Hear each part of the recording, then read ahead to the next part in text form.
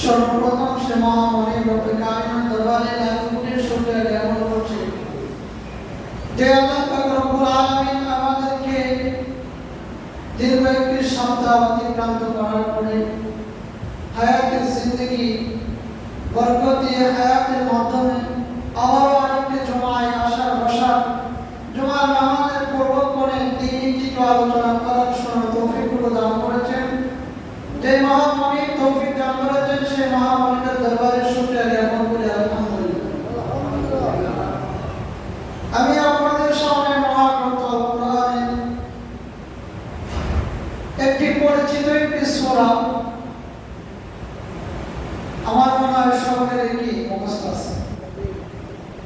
কেউ যদি বলেন যে এই সূরাটা আমার মুখস্থ নাই, মনে করবেন যে এটা আপনার কি গাফলত, আপনার গাফলত। এক লোক বলে নামাজ না পড়তে পারে কি আছে, ইমাম সাহেব আছে। নামাজ না পড়ে কি আছে, ইমাম সাহেব আছে। আরেক লোক পাশে আরেক লোক জায়গায় কত যে ইমাম আছে, তাহলে চারটা কলিমা এই কর, চারটা কলিমা আমার শোনা। কারণ দুই দলের মধ্যে ঝগড়া হইতেছে, আসলে সে চার কলিমা কি মানে না, কারণ কি তোমার শোনানি লাগবো। তাইলে আমরা কেমন মুসলমান? আমরা চারটা কলিমা সঠিকভাবে বলতে পারি। তাইলে তাকওয়া ছিল সূরা লাহা, যে ব্যক্তি বলবে যে আমি পারি না, মনে করবেন আপনার ঈমানে ঘাটতি আছে, আপনার গাফলতি আছে। কারণ এই সূরাটা সকলের কি মুখস্থ থাকা দরকার। নবী করিম সাল্লাল্লাহু আলাইহি ওয়াসাল্লামের বয়স যখন 40 বছর একদিন উপনীত হলো, তখন আল্লাহ তাআলা নবীজিকে নবুয়ত দান করলেন। কি দান করলেন? নবুয়ত দান করলেন। এই 40 বছর পর্যন্ত আল্লাহ তাআলা নবীকে মানুষের মাধ্যমে আল্লাহ তাআলা নিজেও কি করেছেন? পরীক্ষা করেছেন। মানুষেরা 40 বছর পর্যন্ত নবীর আচার ব্যবহার, চলাফেরা, আখলাক সব কিছু কি করেছেন? লক্ষ্য করেছেন। 40 বছর পরে আল্লাহ তাআলা 40 বছর একদিন অতিবাহিত হওয়ার পরে নবীজিকে নবুয়ত দিয়ে আল্লাহ তাআলা বললেন, ও নবী, এবার আপনি আপনার গোত্রের মধ্যে এই বেঈমান কাফেরদের কাছে সরাসরি দ্বীনের দাওয়াত দিতে হবে। আল্লাহ নবী বিশ্ব নবী রাহমাতুল লিল আলামিন 40 বছরের দিন অতিবাহিত হওয়ার পরে নবী নবুয়ত পাইয়া মক্কা নগরের গলি-গলিতে যাইয়া মক্কার বেঈমান কাফেরদেরকে বলল, ও মক্কার বেঈমান কাফেরেরা, কুলু লা ইলাহা ইল্লাল্লাহ তুফলিহু। ও মক্কার বেঈমান কাফেরেরা, 33 কোটি দেবতার এই মূর্তি পূজা ছেড়ে দাও, কুলু লা ইলাহা ইল্লাল্লাহ, তোমরা সবাই বলো আল্লাহ ছাড়া কোনো মাবুদ নাই, তুফলিহু। আমি নবী বললাম, যদি তোমরা আল্লাহ তাআলা ছাড়া আর কোনো কিছুর ইবাদত বন্দেগী না করো, 33 কোটি দেবতার পূজা যদি তোমরা ছেড়ে দাও, আমি বিশ্ব নবী বললাম তুফলিহু, তোমরা সফল হয়ে যাবে। এই দাওয়াত আল্লাহর নবী বিশ্ব নবী সরাসরি মক্কার বেঈমান কাফেরদেরকে দেন। মক্কা নগরী বেঈমান কাফেররা বলে, আব্দুল্লাহর ছেলে মুহাম্মদ, এই 40টা বছর পর্যন্ত তুমি আমাদের সঙ্গে চলাফেরা করেছো, এখন আয়েশা বলতেছো নবী হয়ে গেছো, নবীর নবুয়তের দাওয়াত গ্রহণ করে না।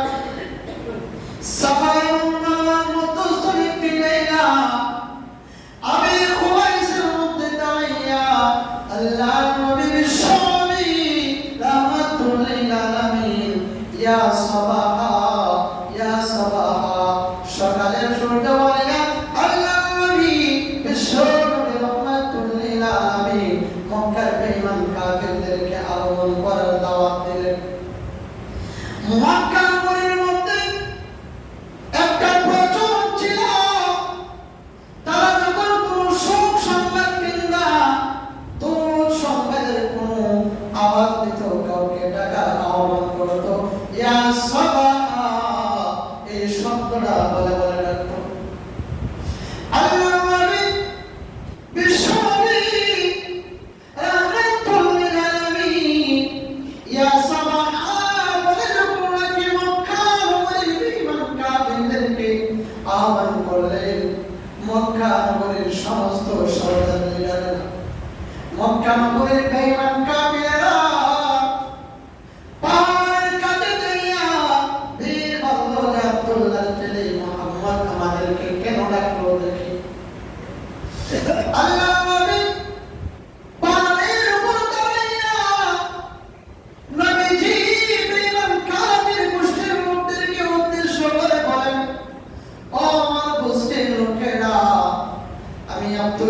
দিলে মুহাম্মদ এই পাহাড়ের উপর দাঁড়াইয়া যদি তোমাদের কি বলি পাহাড়ের ওই পাশে একদল শত্রু বাহিনীর দল আছে তোমাদের উপর আক্রমণ করবে, তাহলে কি তোমরা আমার কথা বিশ্বাস করবে?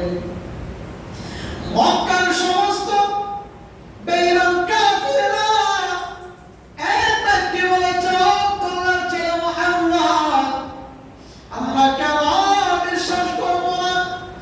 বিশ্বাস করার কিছু কারণ আছে।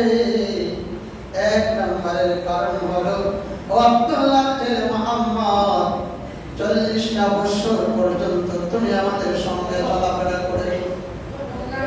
আব্দুল্লাহর ছেলে মুহাম্মদ তুমি জিন্দেগিতে কোনদিন খেয়াল করে ডর করে একটা দিন মিথ্যা বলো নাই, যার কারণে আল্লাহর নবীর উপাধি দিয়েছিল মক্কার বেঈমানেরা আল-আমিন। সুবহানাল্লাহ। আল্লাহর তো সত্যবাদী বিশ্বাসী এই 40 বছর আল্লাহর নবী বিশ্ব নবী রাহমাতুল্লিল আলামিনকে পরীক্ষা করিয়া আল-আমিন উপাধি দিয়েছে। মক্কার বেঈমানেরা বলে, ও আব্দুল্লাহ ছেলে মুহাম্মদ 40 বছরের ভিতরে কোনদিন দেখি নাই তুমি মিথ্যা বলেছো। রে মুহাম্মদ এত নয়, তুমি যদি বলো পাহাড়ের ওই পাশে শত্রু বাহিনী আছে আমরা বিশ্বাস করব। আরেকটা কারণ হলো রে আব্দুল্লাহ ছেলে মুহাম্মদ তুমি যে পাহাড়ের উপরে দাঁড়ায় আছো, এই পাহাড়ের উপর দাঁড়ানোর কারণে তুমি পাহাড়ের পেট দেখো পিঠ দেখো, কিন্তু আমরা তো ওই পেছনে দেখি না, এজন্যই তোমার কথা বিশ্বাস করব। আল্লাহর নবী বলেন, আমার গোষ্ঠীর লোকেরা আমি পাহাড়ের ওই জায়গায় দাঁড়ায় থাকার কারণে তোমরাই বলতেছো আমি পাহাড়ের ওই দিক থেকে ওই দিক দেখি, আর তোমরা বলেছো আমি বিশ্বনবী আব্দুল্লাহর ছেলে মুহাম্মদ 40 বছরের ভিতরে একদিন আমি মিথ্যা বলি নাই। আমার গোষ্ঠীর লোকেরা রে শুনে রাখো, আজ আমি মিথ্যা বলবো না। রে আমার গোষ্ঠীর লোকেরা পাহাড়ের উপর দাঁড়ানোর কারণে যেভাবে আমি পাহাড়ের ভিড় দেখি অভিড় দেখি, আল্লাহ তাআলা আমার সেই নবুয়ত দান করেছে।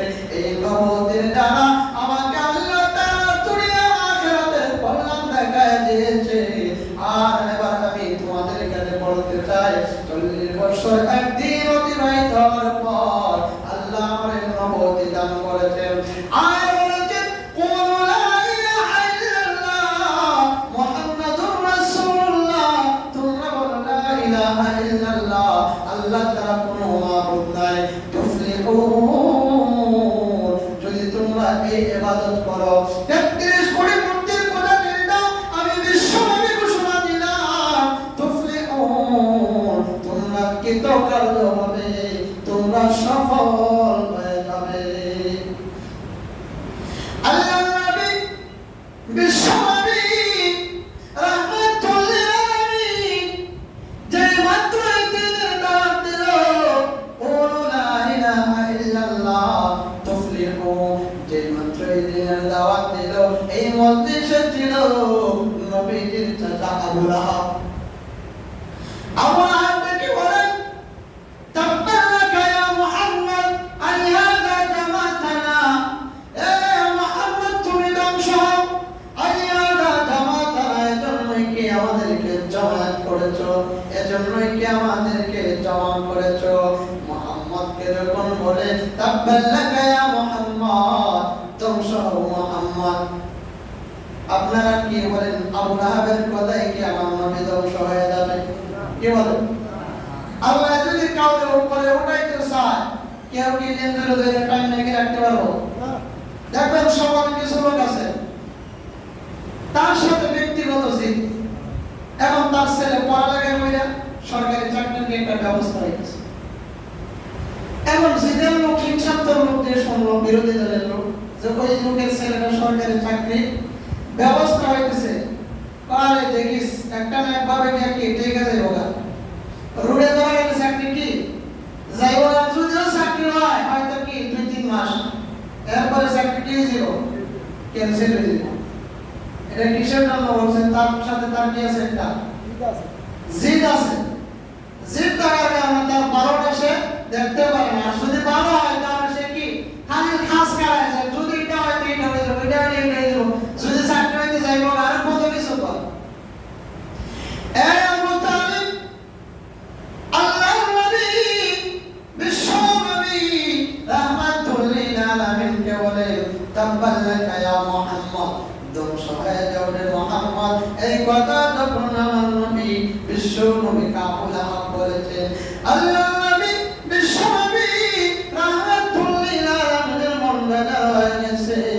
আল্লাহ তাআলা পরবর্তী আয়াত দিয়ে আল্লাহ তাআলা সূরা নাযিল কইরা জানায় দিলেন, তাব্বাত ইয়াদা আবি লাহাবিন ওয়া তাব। আমার নবীজি এই আবু লাহাব বলেছে আপনি ধ্বংস হয়ে যান। ও নবীজি না না না, তাফসীর কিতাবের মধ্যে আসছে শুধু এই কথা বলে আবু তালেব প্রাপ্ত হয় না, আল্লাহর নবী বিশ্ব নবী রাহমাতুল লিল আলামিনকে আক্রমণ করার জন্য হাতের মধ্যে কম্বল নিল। মাত্র কম্বল নিল, আল্লাহ তাআলা সূরা আল-আহজাব তেলাওয়াত করে সূরা নাযিল করে জানায় দেন, তাব্বাত ইয়াদা আবি লাহাবিন ওয়া তাব। ও নবীজি আবু তালেব আবু লাহাব বলেছে আপনি ধ্বংস হয়ে যান। ও নবীজি আমি আল্লাহ যদি আপনাকে ধ্বংস না করি, আবু লাহাবের কথা আপনি ধ্বংস হবেন না। অথচ নবী গো আমি আল্লাহ তাআলা আবু লাহাবের দুনো হাতকে ধ্বংস করে দিয়েছি। আবু লাহাব কয় নবী কি নবী ধ্বংস হয়ে গেল, আল্লাহ কয় আমি আবু লাহাবের দুনো হাত কি করে দিয়েছি? ধ্বংস করে দিয়েছি। মা আউনা আনহু মালুহু ওয়া মা কাসাব। এই আবু লাহাব যে সমস্ত ধন সম্পদ জোগাড় করেছে, এই ধন সম্পদ কোনো কিছু কাজে আসবে না, সব আমি আল্লাহ ধ্বংস করে দেব।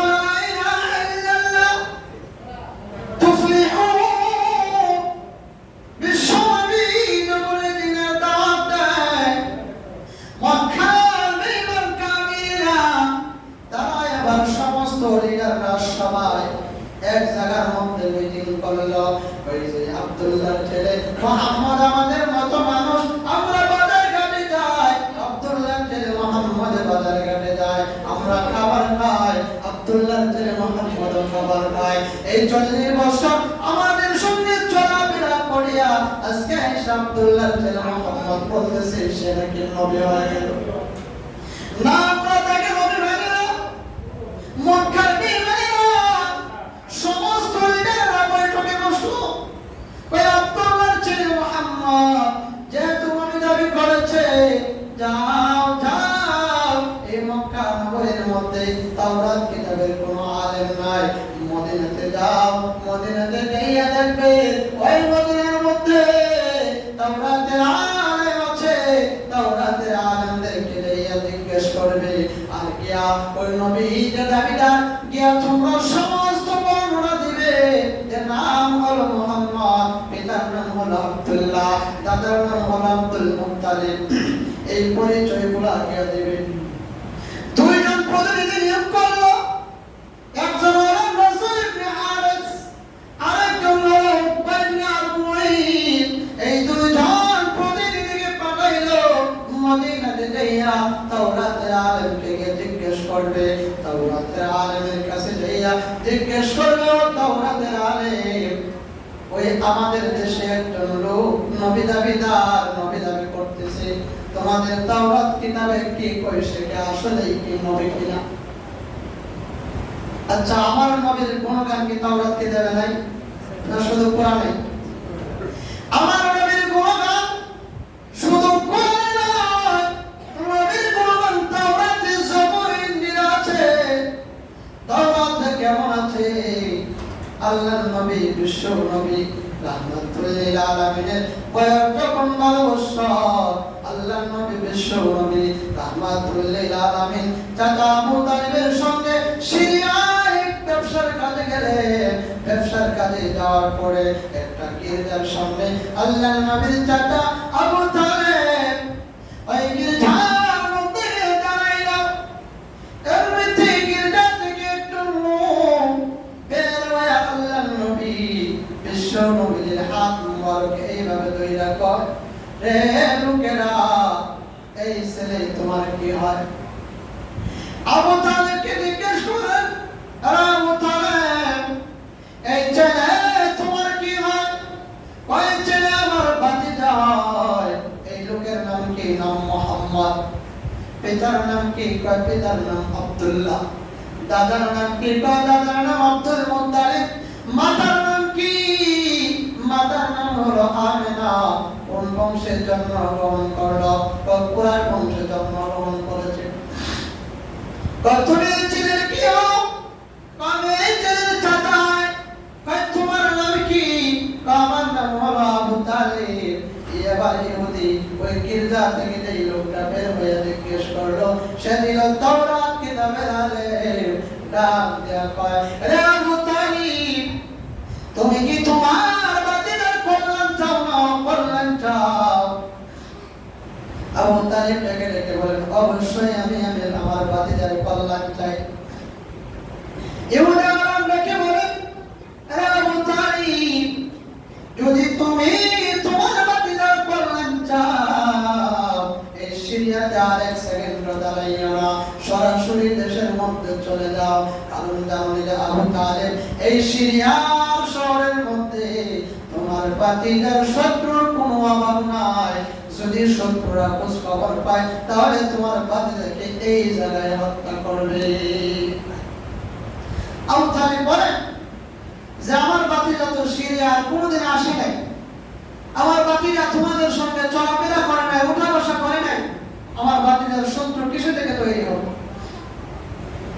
ওই ইহুদি আলেম ডেকে বলেন, আরে আবু তালেব, তোমার বাতিদা এই দুনিয়াতে আসলে পড়ি যেই লোকদের ধর্ম বাতিল হয়ে যাবে, বর্তমান যে ধর্ম চলে এই ধর্ম বাতিল হয়ে যাবে। যে সমস্ত লোকদের ধর্ম তোমার বাতিদা দুনিয়া জগতে আগমন করার কারণে বাতিল হয়ে যাবে, ওই ধর্মের লোকেরা তোমার বাতিদা মুহাম্মদকে হত্যা করবে। যে তোমার বাতিদা নবী হবে।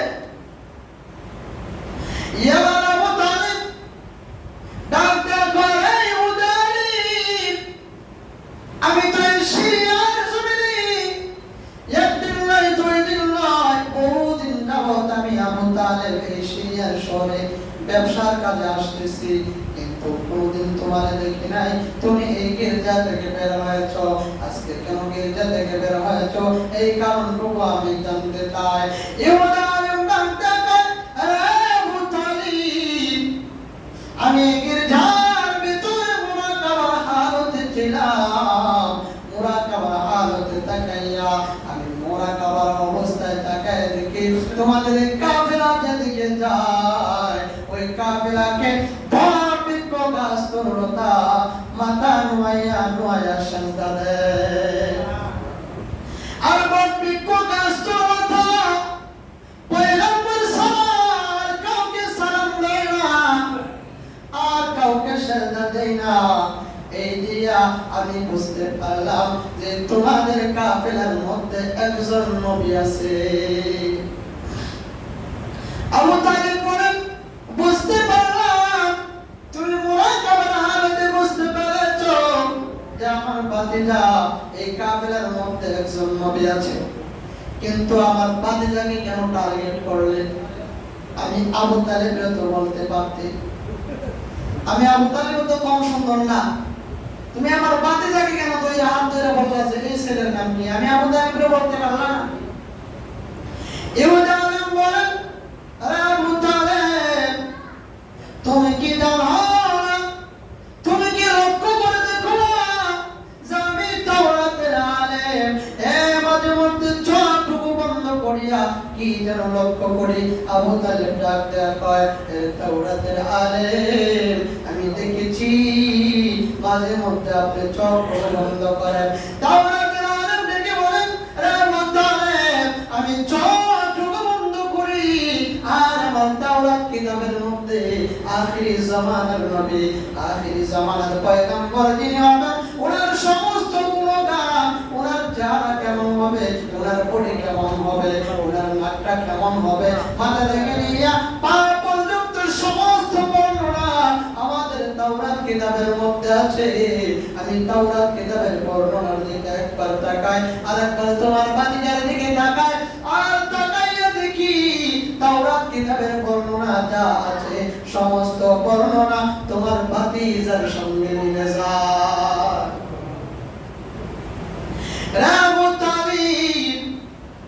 আমাদের তাওরাত তিন দিনের মধ্যে আছে। যদি আখিরি জামানার নবী বিশ্ব নবীকে যদি তোমরা পাও, তাহলে তার দিন গ্রহণ করিও, তার প্রতি ঈমান আনিও। তোমার ভাতিজা 40 বছর পরে নবুয়ত প্রাপ্ত হবে, এটাও তাওরাত কিতাবের মধ্যে উল্লেখ আছে। কিন্তু রে আবু তালেব, এই 40 বছর পরে আমি তাওরাতের আলেম বাঁচব কিনা সন্দেহ আছে। তবে আজকে আমি তোমাদের এই কাফেলাকে আমার পক্ষ থেকে দুপুর বেলা খাবারের দাওয়াত দিলাম। আবু তালেব কই যাক, ভাতিজার মাধ্যমে কি খাবারের একটা ব্যবস্থা নেই। এই ইহুদি আলেম খাবারের আয়োজন করলো, সমস্ত কাফেলার লোকেরা খাবার রেডি করলো, কে খাবার খাবে, গাছের নিচে খাবার দিল, সবাই যার যার পেট নিয়ে বসা। ইহুদি আলেম তাকে দেখে যে লোকের জন্য খাবার রেডি করছে এই লোক না। আচ্ছা বলেন, প্রতাপপুর গ্রামে যদি আপনাদের একজন মেয়ের বিবাহ দেন অন্য গ্রামে, যদি জামাই না এসে, যদি জামাইয়ের বাপ এমপি মন্ত্রী সবাই যদি আইসা যদি বলে জামাই 7 দিন পরে আসবে বা আগামীকাল আসবে, আপনারা প্রতাপপুরের কেউ কি এই বরযাত্রী গোষ্ঠীকে খাওয়াইব? কি বল, জামাই না হওয়া পর্যন্ত কি কেউ খাওয়ান না। এই উদাহরণ বলেন, যার জন্য খাবার রেডি করেছি, এই মুহাম্মদ যে পর্যন্ত আসবে না সেই পর্যন্ত তোমাদের কাউকে খাবার দেওয়া হবে না। আবু তালেব বুঝতে পারছে যে আমার ভাতিজা ছাড়া কে খাওয়ান, এই জিব্রা করতে। আল্লাহর নবী বিশ্ব নবী রাহমাতুল লিল আলামিন উনি যখন আসলেন, উনি যখন আসলেন সবাই তো গাছের ছায়ার তলে বসে গেছে। আল্লাহর নবী আবার গাছের ছায়া ছাড়া মন্ত্রে বসতে হয়। যেই মাত্র নবীজি প্লেট নিয়ে বসে, গাছের ছায়াগুলি আপনি আপনি বিশ্ব নবীজির মাথার উপর ছায়া হয়ে দাঁড়িয়ে গেছে। ওই উদাহরণ বাদে কই আবু তালিব, তাকাও দেখাও, যেই লোককে গাছের ছায়া পর্যন্ত চিনে ফেলেছে, গাছের ছায়া পর্যন্ত নিজের সাথে আইসা ছায়া দেয়, এই লোকের নবী হবে আমি ইহুদি আলেম আর বিন্দু মাত্র সন্দেহ করি না। খাওয়াই দেওয়া। এবার ইহুদি আলেম বলতেছেন, যাও তোমার ভাতিজাকে নিয়ে কি আবার দেশে চলে যাবে। এই মুহূর্তে একটা কাফেলা আইসা ওই ইহুদি আলেমকে বলতেছেন, ও ইহুদি আলেম, আমাদের তাওরাতকে আমরা এই জায়গায় আসছি, এই জায়গার মধ্যে আমাদের শত্রু আছে, আমরা শত্রুকে তালাশ করতেছি হত্যা করার জন্য। আমাদের প্রধান, রাষ্ট্রের প্রধান আমাদেরকে বলে দিয়েছে যে আমাদের কিতাবের মধ্যে লেখা আছে যে যেই নবী দুনিয়াতে আগমন করার পরে আমাদের ধর্ম বিলুপ্ত হয়ে যাবে, বাতিল হয়ে যাবে। এই নবী 12 বছর বয়সে চাচা আবু তালেবের সঙ্গে এই জায়গায় অবস্থান করবে, এটা আমাদের কিতাবের মধ্যে লেখা আছে। আমাদের সরকার আমাদেরকে পাঠাইছে তাকে হত্যা করার জন্য। ইহুদি আলেম ডাক দেবে, আবু তালেব রে, দেখছো না তোমার ভাতিজার শত্রুরা এসে পড়েছে, তাও এই সিরিয়াতে তোমার ভাতিজাকে যদি বাঁচাইতে চাও, এই সিরিয়া থেকে দেশে চলে যাও। তাহলে আমার নবীজির গুণগান তাওরাত কিতাবে আছে না নাই? কি বল? ওই মক্কার লিডাররা দুইজন প্রতিনিধি, নাসার ইবনে হারিস আবি আব্দুল কিয়াবের ওয়াইফকে পাঠাইলো মদিনার তাওরাতের আলেমের কাছে খোঁজ নেওয়ার জন্য। এবার মদিনার তাওরাতের আলেমের কাছে যাইয়া ওই দুইজন প্রতিনিধি গিয়া কয়, তাওরাতের আলেম, আমাদের দেশের মধ্যে একটা লোক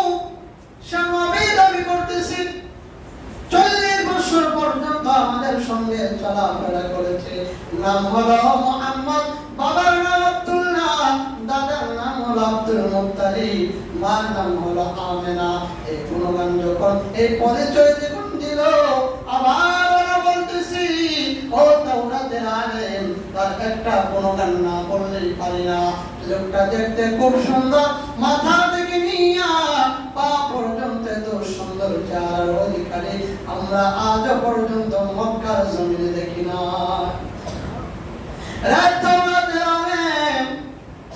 এই লোকটা যে নবী দাবি করতেছি, তোমাদের তাওরাত কিতাবে কি বলে? এই লোকটাকে আসলে নবী কিনা আমরা জানতে আসছি। তাওরাতের আলেম ডাক দেয়া কয়, ও নজর ইবনে হারিস, ও মুঈন, শুনে রাখো, তোমাদের কথার বর্ণনা অনুযায়ী ওই লোকটা যে পয়গম্বর তাতে বিন্দু পরিমাণ সন্দেহ নাই। যে তোমরা যে বর্ণনা দিয়েছো এই বর্ণনা অনুযায়ী আমাদের তাওরাত কিতাবে আছে যে লোকটা কি ইসলামের জায়গা সম্পূর্ণ হচ্ছে না, নিচের জায়গা হইতেছে না, উপরে খালি আছে, আপনার উপরে যান। আল্লাহর নবী বিশ্বনবী রাহমাতুল লিল আলামিনের গুণগান যখন বর্ণনা করলো, ওই তাওরাতের আলেম ডাক দেয়া কয়, ও প্রতিনিধি দল, এই লোকটা যে পয়গম্বর এতে কোনো ধরনের সন্দেহ নেই। আর যদি তোমাদের ভিতরে যদি কোনো গাফলতি থেকে সন্দেহ থাকে, তাহলে আমি তাওরাতের আলেম তোমাদেরকে 3টা প্রশ্ন শিখিয়ে দেয়। এই 3টা প্রশ্ন দিয়া ওই লোকটাকে করবা, যদি 3টা প্রশ্নের জবাব দিতে পারে তাহলে নিঃসন্দেহে ওই লোকটা নবী। 1 নম্বরের প্রশ্ন, তোমরা গিয়ে জিজ্ঞেস করবা যে প্রাচীনকালে কিছু যুবক, কয়েকজন যুবক ছিল, তারা নিজের দেশ থেকে, নিজের রাজ্য থেকে, নিজের রাজ্য ত্যাগ করিয়া একটা গভীর একটা স্থলের মধ্যে যাইয়া, গভীর একটা কূপের মধ্যে, গভীর একটা জায়গার মধ্যে গিয়া ওই 7 জন যুবক কি করেছিল? জান রক্ষা করেছিল। ওই 7 জন যুবকের কাহিনী তাকে বলতে বলবা। 2 নম্বরের প্রশ্ন করবা, মানুষ হলো রূহ আর বডি দ্বারা মানুষের তৈরি, এই রূহ আর মানুষের বডি, এই রূহকে পরিচালনা করে, এটা হলো 2 নম্বরের প্রশ্ন। 3 নম্বরের প্রশ্ন করবা যে দুনিয়ার জগতে একজন মানুষ আছে, যে মানুষটা তাম পৃথিবী ভ্রমণ করে রেখেছে। যে 3টা প্রশ্ন দিয়া করবা, যদি এই 3 প্রশ্নের জবাব দিতে পারে তাহলে সে কি সত্যি নবী। এটা তোমাদের মনে যে কুসকুসে আছে, সন্দেহ হইতেছে, সন্দেহটা দূর করবে। নজর ইবনে হারিস, উকবা ইবনে আবি মুঈত, আয়েশা মক্কার লিডারদেরকে বলল, ও মক্কার লিডারেরা, ওই তাওরাতের আলেম বলেছে আমাদের বর্ণনা অনুযায়ী যে ওই লোকটা 40 বছর বয়সে যে নবী পাবে, তাওরাত কিতাবের মধ্যে লেখা আছে। তাওরাতের আলেম বলেছে লোকটা আসলে নবী, কিন্তু আমাদের মনে সন্দেহ হইতেছে, আমাদের মনে কুমন্ত্রণা আছে। এই কুমন্ত্রণা দূর করার জন্য 3টা প্রশ্ন আমাদেরকে শিখিয়ে দিয়েছে। 3টা প্রশ্ন তাকে করব, যদি 3 প্রশ্নের জবাব দিতে পারে সে নবী। 1 নম্বরের প্রশ্ন হলো, আব্দুল্লাহ ছেলে মুহাম্মদকে আমরা জিজ্ঞেস করব ওই সমস্ত প্রাচীনকালের যুবকের ঘটনা, যে সমস্ত যুবকেরা নিজের রাজ্য ত্যাগ করিয়া একটা কূপের ভিতরে যাইয়া একটা গভীর একটা গাতার মধ্যে গিয়া নিজেদের জান আত্মরক্ষা করেছিল। 2 নম্বরের প্রশ্ন হলো যে মানুষের রূহকে পরিচালনা করে, এই প্রশ্ন 2 নম্বর। 3 নম্বরের প্রশ্ন হলো তাম পৃথিবী একজন লোক সফর করেছে, ওই লোকটার পরিচয় কি, ওই লোকটার নাম কি? এই 3 প্রশ্নের জবাব যদি দিতে পারে তাহলে ওই লোকটা সত্যিকারের নবী। এবার ওই আবু লাহাবের দলের লোকেরা, মক্কার বেঈমান কাফিররা এবার বিশ্বনবী রাহমাতুল লিল আলামিনের কাছে যাইয়া এবার 3টা প্রশ্নের সম্মুখীন করলো। তারা ডাকতে কয়, ও আব্দুল্লাহ ছেলে মুহাম্মদ, আমরা তোমাকে 3টা প্রশ্ন করব, যদি 3টা প্রশ্নের জবাব দিতে পারো তাহলে আমরা তোমার কালিমা গ্রহণ করে নিব। আসলে মনে মনে কিন্তু কালিমা গ্রহণ না, এরা মনে মনে প্রমন্ত্রণ আছে। 3 প্রশ্ন, যে 3 প্রশ্ন আমরা পাইছি আব্দুল্লাহ ছেলে মোহাম্মদ জীবন উত্তর দিতে পারতো না, তারা আটকানো। আর মনে মনে কি যদি উত্তর দেয় তারপরে কি কালিমা গ্রহণ করবে। তিনটা প্রশ্ন যখন করলো আল্লাহ নবী বিশ্ব নবী রাহমাতুল লিল আলামিন ডাকা মক্কার লোকেরা, ও বেঈমান কাফিররা, তোমরা যে প্রশ্নগুলো করেছো এই প্রশ্নের জবাব আমি এই মুহূর্তে দিব না, তোমাদেরকে আমি আগামী কাল জবাব দেব। এই জায়গায় নবী একটা জিনিস ইনশাআল্লাহ শব্দটা কি বলেন, কি বলেন নাই? ইনশাআল্লাহ বলেন। আর আল্লাহ তাআলা নবীর সঙ্গে অভিমান করতেছে। নবীর বিশ্বাস যে আগামীকাল কি আল্লাহ তাআলা জিবরাইলের মাধ্যমে এই তিন প্রশ্নের জবাব আমারে কি ওহীর মাধ্যমে জানায় দেন। এরপরের দিন মক্কার বেঈমানরা যাইয়া কয় আব্দুল্লাহর ছেলে মুহাম্মদ আমরা তিন প্রশ্নের জবাব দাও, কিন্তু নবীর কাছে তো জিবরাইল আসে নাই। কেন আসে নাই? ইনশাআল্লাহ বলেন আল্লাহ তাআলা নবীর সঙ্গে অভিমান করতেছে। একদিন নয়, দুই দিন নয়, এইভাবে মক্কার বেঈমানেরা বিশ্ব নবীকে কটাক্ষ করে কথা বলে, ও আব্দুল্লাহ ছেলে মুহাম্মদ আজকে না কালকে শুধু এই কথাগুলো বলতেছ। এইভাবে একদিন নয়, দুই দিন নয়, 14 দিন পরে এবার জিবরাইলের আগমনের আওয়াজ আসতেছে। জিবরাইল আয়েশা আল্লাহ তাআলা জিবরাইলকে বলে দিলেন, ও জিবরাইল যাও নবী বিশ্ব নবী রাহমাতুল লিল আলামিনকে আমি আল্লাহর পক্ষ থেকে সালাম দেবা। জিবরাইল আয়েশা নবীকে সালাম দেয়। নবীর মনটা বলে জিবরাইল একদিন নয়, দুই দিন নয়, এতদিন পর্যন্ত তোমার আগমন নাই, কোন ধরনের ভয় নাই। মক্কার বেঈমান কাফিরেরা আমি নবীকে কষ্ট দিল, বিভিন্ন ধরনের কথা বইলা কটাক্ষ করলো। জিবরাইল বলে ইয়া রাসূলুল্লাহ ইয়া হাবিবাল্লাহ, ও নবীজি আল্লাহ তাআলা আপনার সঙ্গে অভিমান করেছেন একটা কথার কারণে। ও নবীজি আপনি যে বলেছেন আগামী কাল তোমাদেরকে জানাবো, এই জায়গায় আপনি ইনশাআল্লাহ শব্দ বলেন নাই। এই জায়গায় নবীজিকে শিক্ষা দেওয়ার জন্য না, এই শব্দটা জিবরাইলের মাধ্যমে নবীজিকে জানাই দিয়েছেন উম্মতদেরকে শিক্ষা দেওয়ার জন্য। কাকে? আমরা ভবিষ্যৎবাণী কোনো কিছু করতে চাইলে সব কাজে কি বলবো? ইনশাআল্লাহ। এক লোক ছোটবেলায় শুনছিলাম দাদার কাছ থেকে ঘটনা, যে এক লোক বাজারে গেছে গরু কিনবে, কুরবানির গরু। এখন রাস্তায় টাকা পকেট করতে টাকা নিয়ে কি কুরবানির গরু কেনার জন্য রওনা হয়েছে। এখন পথের মধ্যে এক চাচার সঙ্গে দেখা। কই কি হচ্ছে চাচা, কোথায় যাও? কই গরু কিনতে যাই টাকা নিয়ে। যদি চয়েস হয় তাহলে গরু কিনাই নাকি আল্লাহর রাস্তায় কুরবানি দেব।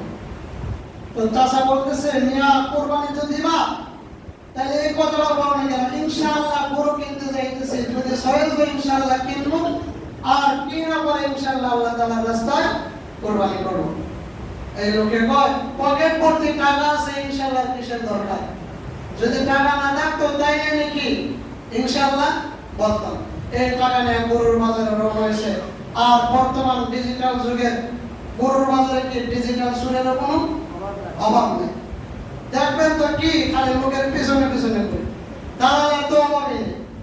আর ডিজিটাল সুরেরও কি নাই, অভাব নেই। এখন লোকে গিয়া গরু একটা খুব সুন্দর ছয় দিয়েছে, দাম দর হয়েছে, মালিককে বলতেছে এই টাকা দিব, আপনার গরু আমার ছয় দিয়েছে, টাকা নেন আর কি গরু দেন। বা যদি আপনার ছয় দিয়ে গরু নেন টাকা দেন, গরু দেন টাকা নেন, যে মতো পকেটে হাত দিয়েছে দেখে পকেট টাকা একটা মানে। এখন লোকে কি কয় জানেন?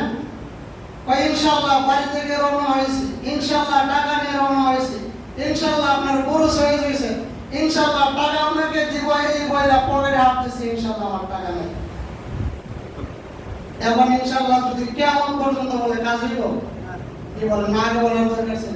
এখন ওকে প্রতি বইরা তসবে বইরা যায়, ইনশাআল্লাহ টাকা নিয়ে বাড়ি থেকে রওনা হয়েছিলাম, ইনশাআল্লাহ গরু ছয় হয়েছে, ইনশাআল্লাহ কি পুরুষ হয়ে যে ইনশাআল্লাহ মালিককে টাকা দেব ইনশাআল্লাহ, পকেটে হাত দিয়ে দেখি টাকা নাই, এই তসবিহ পয়লা পয়লা যায়। আর ওই যে লোকে শিক্ষা দিয়েছিল কি ইনশাআল্লাহ বলার জন্য, এবং লোকের সঙ্গে দেখা, ওই চাচা কি আইটেম দিলে ইনশাআল্লাহ তসবিহ পড়ো, ওই চাচা ইনশাআল্লাহ রওনা হয়েছিলাম বাড়ি থেকে, ইনশাআল্লাহ পুরুষ হয়ে যাইছে, ইনশাআল্লাহ টাকা দেওয়ার জন্য পকেটে হাত দিছি, ইনশাআল্লাহ হাত দিয়ে দিকে টাকা নেই। চাচা কয় এখন যদি কিয়ামত পর্যন্ত ইনশাআল্লাহ কয় ইনশাআল্লাহ কি হবে না, কোনো কাজ হবে। তাহলে যে কোনো কাজে, ভবিষ্যৎবাণী যে কোনো কাজে কি বলতে হবে? ইনশাআল্লাহ বলতে হবে, যে আল্লাহ চায় যে কাজটাকে আগামী করলো আমি করব। তো নবীজিকে জিবরাইল সাল্লাল্লাহু আলাইহি ওয়াসাল্লাম শিক্ষা দেন। আচ্ছা, যদি 4 মিনিট সময় সংক্ষিপ্ত আকারে শেষ করে আপনাদের কোনো কথা হবে 4 মিনিট, কারণ আগামী জুমার জন্য তো এখানে দিলে অনেক সময়। ও আব্দুল্লাহর ছেলে মুহাম্মদুর রাসূলুল্লাহ সাল্লাল্লাহু আলাইহি ওয়াসাল্লামের কাছে জিবরাইল আয়েশা যখন নাকি 3টা প্রশ্ন করে দিল, এবং মক্কার বেঈমানেরা কাফিরেরা আয়েশা বিশ্বনবীর কাছে 3 প্রশ্নের জবাব দিল। বিশ্বনবী আবার বলে, ও মক্কার কাফিরেরা, ও বেঈমানেরা, তোমরা প্রথম নম্বর প্রশ্ন করেছিলে প্রাচীনকালে কিছু যুবকেরা তারা নাকি নিজের রাজ্য থেকে একটা গর্তের ভিতর ঢুকে গেল, ওই যুবকদেরকে শোনানোর জন্য। শুনে নাও তাহলে ওই যুবকদের কাহিনী। যুবকটা কালো ছিল, প্রাচীনকালে এক রাজ্যের একজন বাদশা ছিল, দাকিউস নামে একজন বাদশা। ওই বাদশা ছিল জালিম বাদশা, সে জুলুম করত, জনগণের উপর অত্যাচার করত, জুলুম করত। ওই দাকিউস তার এলাকার মধ্যে আইন জারি করে দিল, প্রতি বছর একটা মেলা হবে, আর ওই মেলার মধ্যে যাইয়া সবাই জনে জনে গিয়া মূর্তির সামনে গিয়া মাথা মতো কইরা মূর্তিকে কি করবে, পূজা করবে। এইভাবে যখন নাকি প্রতি বছরের যুবকেরা যখন নাকি ওই মূর্তির সামনে যাইল মূর্তিকে পূজা করার জন্য, একজন যুবক যখন যাইল, যখন নাকি যুবকরা ওই মূর্তিকে পূজা করার জন্য যাইল, এমনিতে গান বাজতে গিয়ে একটা, এ যুবক তুমি কাকে সিজদা করতেছো? এই মূর্তিকে সিজদা করে কোনো লাভ নাই, সিজদা যদি করতে হয় একমাত্র আল্লাহ তাআলা সিজদার মালিক, আর কেউ সিজদার মালিক নয়। এইভাবে 7 জন যুবক তারা যখন মূর্তির কাছে আসি, এইভাবে গাইবে দেখে আওয়াজ যে মূর্তিকে পূজা করা যাবে না, পূজা করলে একমাত্র সিজদা দেওয়ার মালিক হলো আল্লাহ। এইভাবে 7 জন যুবক তারা সিজদা করে নাই, না করিয়া 7 জন যুবক এক পাশে গিয়ে দাঁড়ায় গেল। দাঁড়াইয়া 7 জন যুবক যখন দাঁড়ায় গেল, দাঁড়ানোর পরে এক একজন এন্টিবাটি মনে করে। 7 জনই তো কেউ কথা কাউকে বলে না যে আমি কোন কারণে জায়গায় এসে দাঁড়াইছি। আমি একজন আরেকজনের জায়গায় কই ভাই তুমি জায়গায় কি কারণে দাঁড়াইছো, বা তুমি কোন কারণে দাঁড়াইছো আমার। এইভাবে যখন নাকি একজন এন্টিবাটি মনে করি, একজন যুবক সাহস হইয়া বলে, আমি যখন নাকি মূর্তির সামনে যাইয়া যেই মাত্র আমি সিজদা করতেছিলাম, এমনিতেই গাইবি থেকে আওয়াজ, রে যুবক যদি সিজদা করতে হয় একমাত্র আল্লাহকে করবি, সিজদার মালিক মূর্তি নয়। এইভাবে যখন নাকি 7 জন যুবক বলে যে আমিও তো গাইবি দেখি, এই আওয়াজ শুনলাম। এবার 7 জন যুবক এবার কি করলো, তারা পরামর্শ করলো যে আমরা এই মূর্তিকে কি করবো না, সিজদা করবো না। এই খবর রাষ্ট্রের প্রধানের কাছে চলে গেল। রাষ্ট্রের প্রধান বলে, এই যুবকরা যদি ওই মূর্তিকে যদি পূজা না করে তাহলে তাদেরকে ফাঁসি দিয়ে হত্যা করা হবে। এই 7 জন যুবক আধা ঘন্টা টাইম দিল। আধা ঘন্টার ভিতরে ওই 7 জন যুবক পরামর্শ করলো যে না না না, আমরা মূর্তির সামনে সিজদা করবো না, আমরা এই দেশ থেকে চলে যাব। দেশ থেকে চলে যাইয়া একটা পাহাড়ের মধ্যে গিয়ে দেখে একটা গর্ত আছে। 7 জন যুবক বিসমিল্লাহ পড়ে যখন নাকি গর্তের ভিতরে ঢুকছে, আল্লাহ তাআলা যুবকদেরকে ঘুম পাড়ায় দিয়েছে। এক ঘুমে একদিন নয়, 2 দিন নয়, 309 বছর যুবকেরা লাগাতার ঘুমাইছে। কতদিন? 309 বছর ঘুমানোর পরে আল্লাহ তাআলা আবার তাদেরকে জাগ্রত করলেন। জাগ্রত কইরা তারা দেখে যে কি সূর্য অস্তিমিত হয়ে যাইতেছে, তারা ভাবতেছে এই নামাজ তো কাজা হয়ে যাইতেছে। তাদের মনে মনে মাত্র 2 ঘন্টা ঘুমাইলাম, সকালে ঘুমাইলাম, এখন সূর্য অস্ত যাইতেছে, এই তাদের মনে। আর অথচ 300 কত বছর 9 বছর ঘুমাইলো। এই 309 বছর ঘুমানোর পরে তারা ঘুম থেকে উঠা একজনকে পাঠাইলো বাজারে যে কিছু খাবার নিয়ে আসো। ওই 309 বছর আগের যে মুদ্রা, এই মুদ্রা নিয়ে দোকানে গেল। দোকানে যাওয়ার পরে যখন মুদ্রা দিল, ওই মুদ্রা পাইয়া